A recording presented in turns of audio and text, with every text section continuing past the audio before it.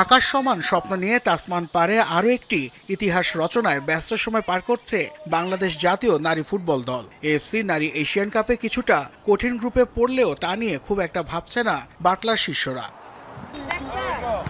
তবে অসুস্থতার কারণে ফিজিও জাকিয়া রহমান কন্টিজেন্টে যোগ না দেয় বিপাকেই পড়েছে লাল সবুজের প্রতিনিধিরা। তাই তো বাংলাদেশ ও অস্ট্রেলিয়া দুই জায়গাতেই হন্যে হয়ে ফিজিওথেরাপিস্ট খুঁজছে বাফুফে।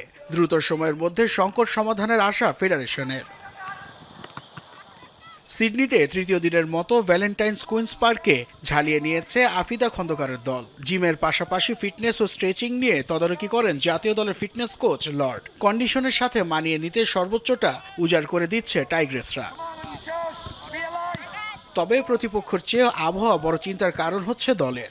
গরমের সাথে আগে থেকেই পরিচয় থাকলেও সিডনির উত্তাপকে ভিন্ন বলছেন জাতীয় দলের ফরওয়ার্ড আলপি আক্তার।